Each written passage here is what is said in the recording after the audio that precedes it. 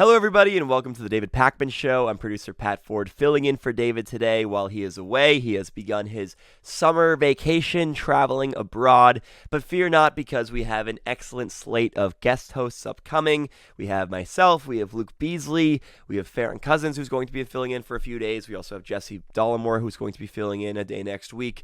So it's all great. We're in great hands here at the show while David is away. I wanted to start things off today by talking about the rally that Donald Trump held in New Hampshire yesterday.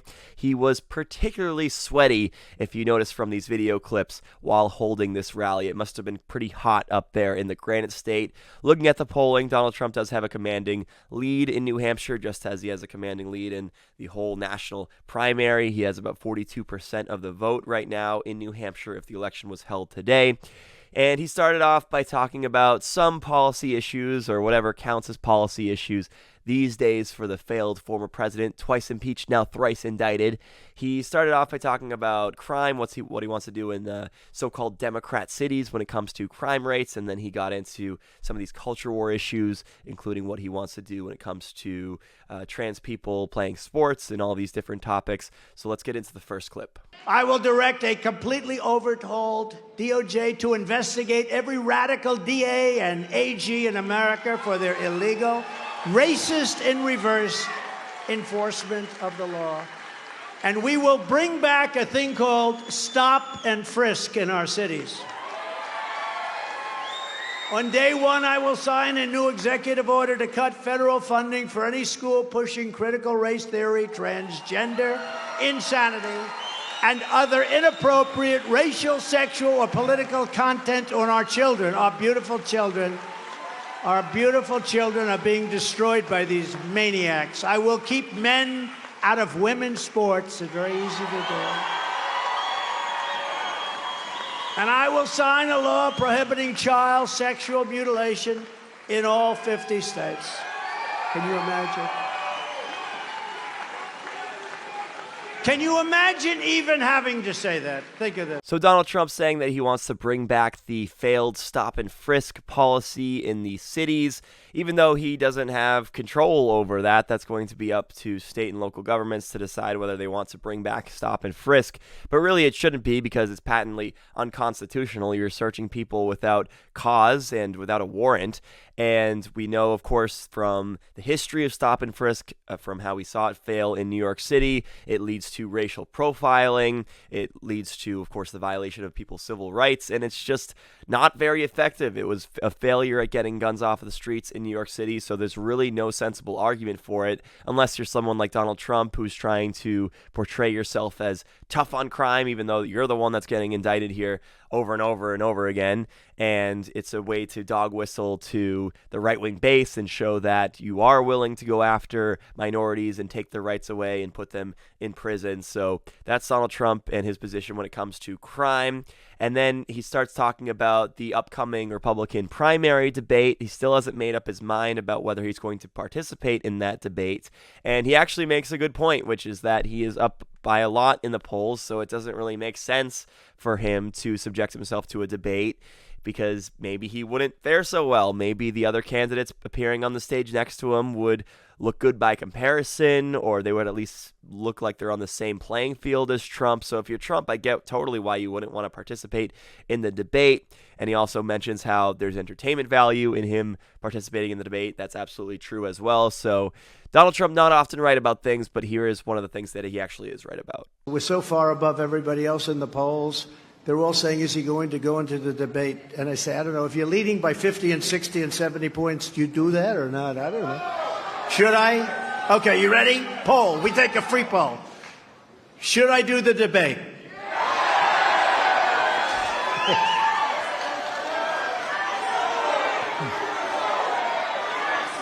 Well, maybe we'll do something else. You know, see, some people say yes, but they hate to say it because it doesn't make sense to do it if you're leading by so much, but they like it for entertainment value because they're selfish. They're selfish. All right.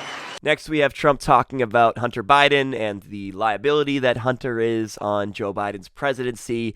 But Trump, because he can't speak without thinking first, and because he can't express himself coherently and articulately, he says that this whole son thing isn't working out for Joe, which is a particularly insensitive thing to say about the current president, and I'll get to exactly why in a second. But first, let's show this. Indict me. He's right, great balls. But so they indict. So when they want to keep something, they say, "Oh man, they got Hunter again." You know, at some point, Joe is going to have to say, you know, this son thing just isn't working out. Do you agree? The son thing. The son thing's not working out too good. All he had to do is pick up the laptop. Didn't the guy call him like 11? Pick up your laptop. Pick up your laptop. I wonder where that cocaine came from. What happened? That was the quickest investigation I've ever seen.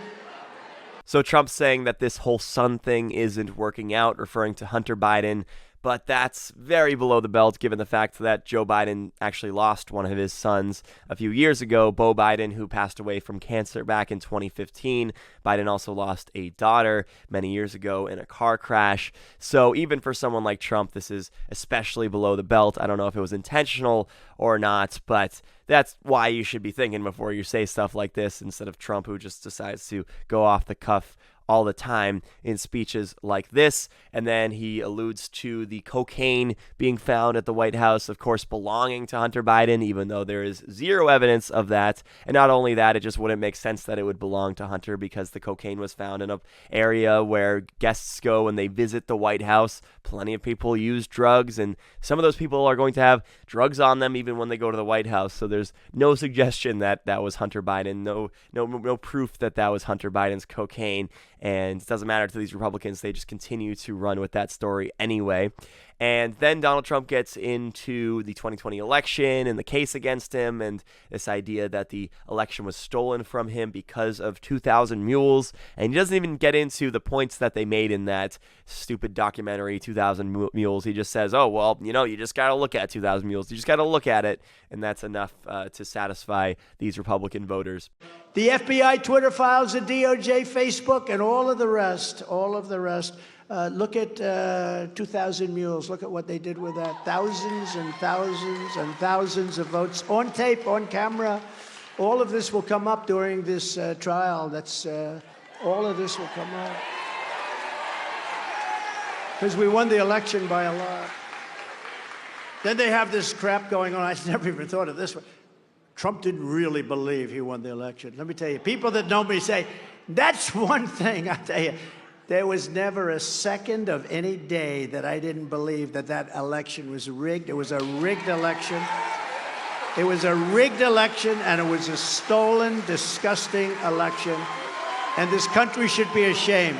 So Trump is pretending as though his legal strategy is going to be to prove that there was voter fraud in the 2020 election, as if that's the approach that his lawyers are going to take. They're not going to take that approach, and it wouldn't even be a sensible one to take, because even if they were able to prove that it all was rigged, it all was stolen, that wouldn't give Donald Trump the right to do the things that he did, reaching out to state officials to overturn election results, putting in place an alternative slate of electors, all these different things that he's accused of. He wouldn't be exonerated of those crimes, even if there was any merit to the points that he was saying whatsoever. And we've gone through this already. The courts have already adjudicated this. He lost something like 60 court cases already. The election was years ago. So this idea that in this criminal prosecution, his defense is going to be just to prove that there was voter fraud and the jury is going to be so convinced by it and all these charges are going to be thrown away. It's just so outlandish. And then he goes from talking about one case of his to another. It's going to be really hard to keep track at a certain point of all these different indictments and cases that he's dealing with. But Trump then gets into the next charge, which is expected to come his way, which is the one out of Georgia, having to do specifically with calling up Brad Raffensperger and asking him to find the 11,780 votes. And Trump, during this diatribe, makes a baseless accusation against the prosecutor investing him in that case, Fani Willis. They waited, and I probably have another one. They say there's a young woman, a young racist in Atlanta. She's a racist. And they say, I guess, they say that she was after a certain gang, and she ended up having an affair with the head of the gang or a gang member. And this is a person that wants to indict me. She's got a lot of problems, but she wants to indict me to try and run for some other office What's going on in this country is, and by the way, wants to indict me for a perfect phone call. This was even better than my perfect call with Ukraine. So when I heard this one, it was complete news to me, and it was news to me, of course, because it was wholly made up. It's just some rumor that came about online because of Laura Loomer making up some claim about Fani Willis having an affair with a supposed gang leader. I suppose what it all stems from, looking into this, is that Willis represented Mondo, YSL Mondo, who is a rapper, during a 2019 aggravated assault case, and would later go on to prosecute YSL's Young Thug and 13 other defendants in a RICO case that later led to somewhat of a falling out between herself and Mondo, but there was nothing to suggest whatsoever that they had any sort of relationship or affair. But Laura Loomer decided to make up some lie about this, tweeting, "Damn, Atlanta DA Fani Willis, who is targeting Donald Trump in Georgia, is a straight-up thought. Turns out she failed to disclose a previous relationship she had with a gangbanger she was supposed to be prosecuting. Baby girl belongs in a trap house, not a courthouse." So she can make this up, and Donald Trump can be like, "Oh, well, supposedly people are saying that Fani Willis has some sort of affair with the gang leader," and it's one of those things where a lie can travel around the world before the truth has an opportunity to put its pants on, or whatever the exact phraseology is. And finishing up with this rally held in New Hampshire yesterday, we have Donald Trump attacking Christie. For what reason? His weight, of course, because that's the only thing Trump that can seemingly go after Christie on. No, he's eating right now. He can't be bothered.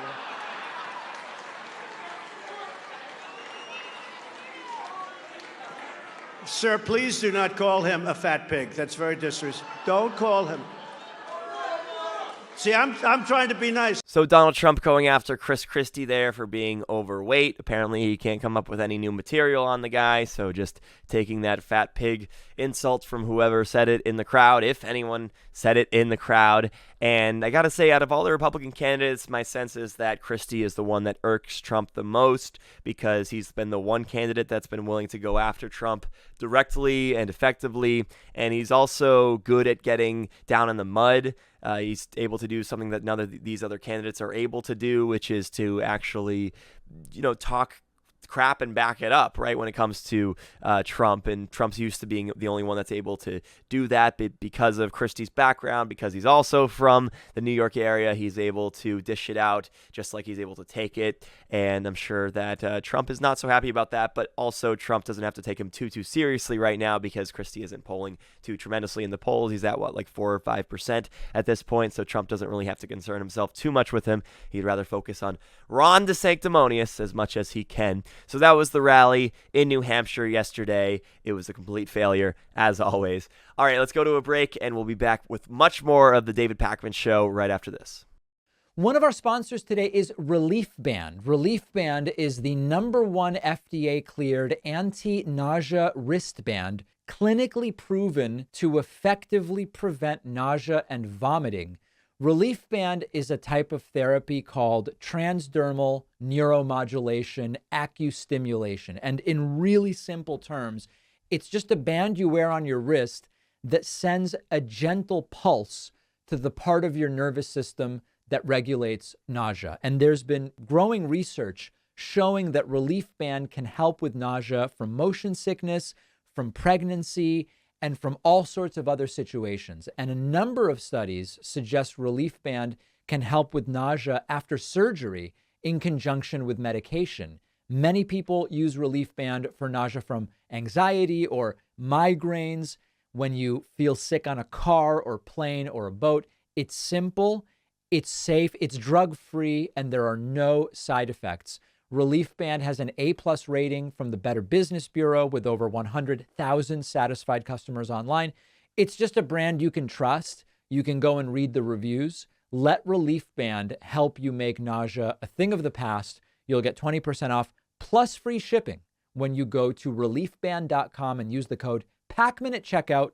The link is in the description.